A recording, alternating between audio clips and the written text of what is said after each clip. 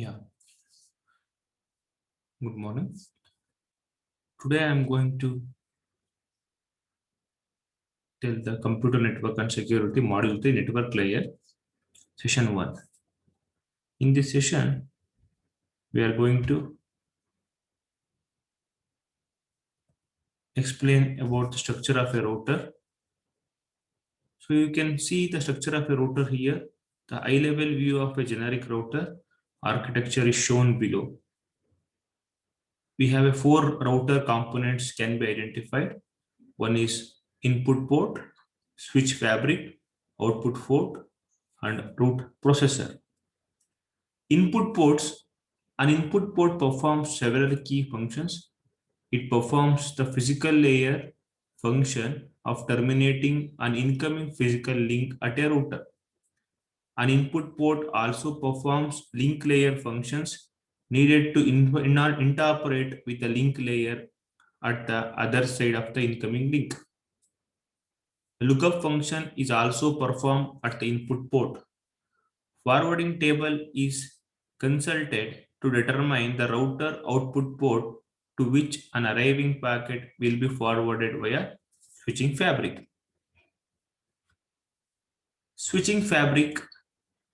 In this component which connects the router's input ports to its output ports.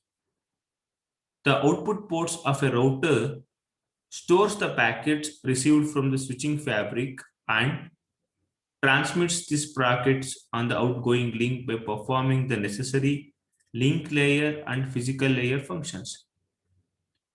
The routing processor. The routing processor executes the routing protocols, maintains routing tables, and attaches the link state information and computes the forwarding table for the router. It also performs the network management functions. A router's input ports, output ports, and switching fabric together implement the forwarding function and are almost always implemented in hardware.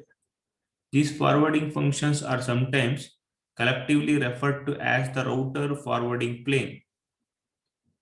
The router control plane functions are usually implemented in software and executes on routing processor.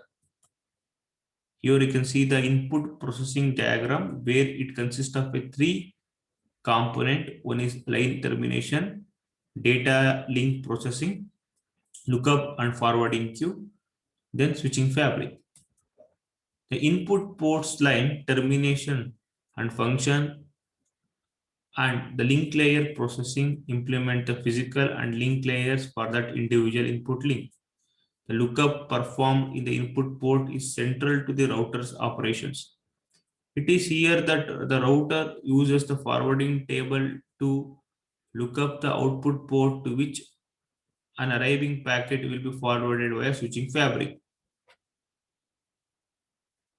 The forwarding table is computed and updated by the routing processor with a shadow copy typically stored at each input port. The forwarding table is copied from the routing processor to the line cards over a separate bus. Once a packet output ports has been determined via lookup, the packets can be sent into the switching fabric. In some designs, a packet may be temporarily blocked from entering the switching fabric if the packets from other input ports are currently using the fabric. A blocked packet will be queued at the input port and then scheduled to cross the fabric at the later point in time. This concludes session number 1, and we'll see other things in session number 2. Thank you.